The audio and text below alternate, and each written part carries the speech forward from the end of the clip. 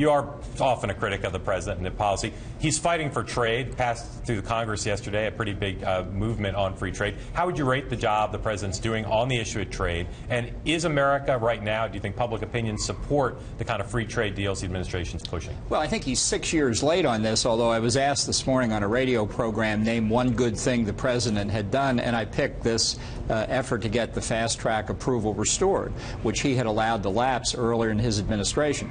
I think he is swimming against the current in his party on this. What about in public opinion overall? Is the country a free trading country? I think it is if the president demonstrates leadership. I think this is true in a lot of areas of foreign policy. I think he will win this and get great credit for it if he stands out in front of it. Mr. Ambassador, you published a recent op-ed in the New York Times advocating for bombing Iran before Iran gets a bomb. Why do you think that the outcome of that would be any different than it was in Iraq? Well, let me say, I wrote the same editorial in the Wall Street Journal 5 years ago. And this one got a lot of attention because it was in the holy pages of the New York Times. The fact is, right now, there are only two good options. Only two options. Neither one of them are good. One is that Iran gets nuclear weapons, and they will get nuclear weapons whether they sign this deal that's on the table now or not. They're on a path to do it. It's entirely within their control, and I don't believe they're ever going to give up their 30-year-long quest for nuclear weapons. The only other option is that somebody uses military force to break Iran's control over the nuclear fuel cycle at key points.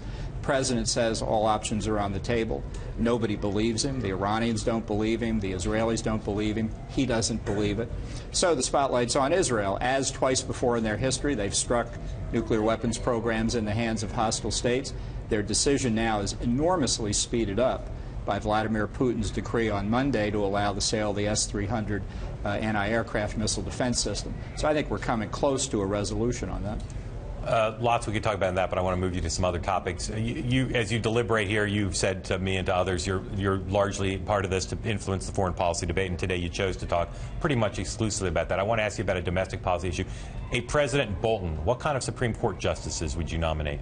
Well, I worked for Ed Meese in the Ronald Reagan Justice Department. I've argued cases as Assistant Attorney General on some of these constitutional issues. I am an originalist.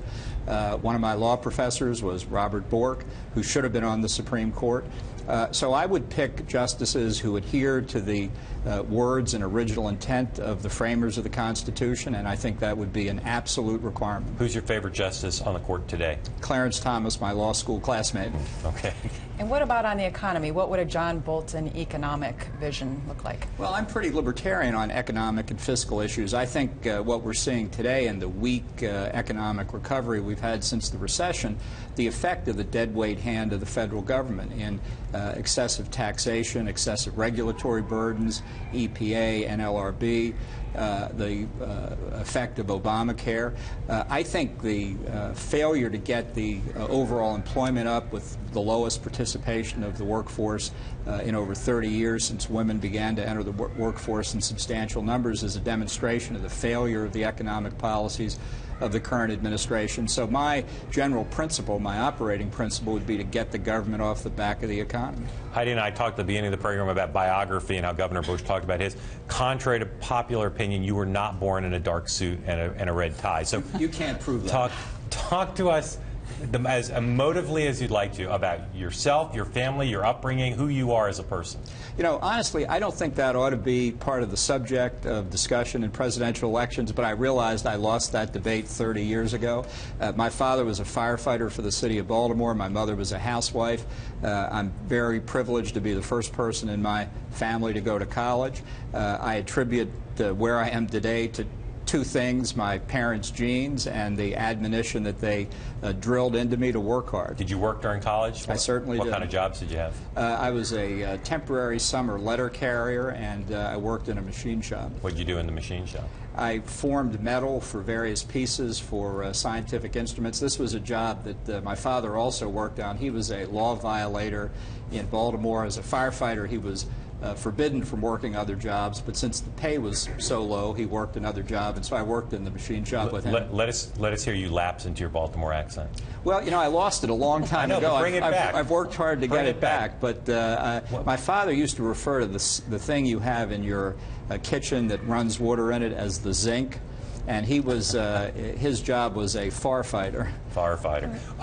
What do you like to do besides talk about foreign policy? Do you have hobbies? Do you like sports, gardening, cooking? Well, I used to be an avid Baltimore Colts fan, and then the National Football League countenanced theft by taking the Colts to some other city. I can't remember the name somewhere of it. west of Baltimore. And I don't acknowledge it. Yeah. I still support the Baltimore Colts. You a fan of the movie Diner?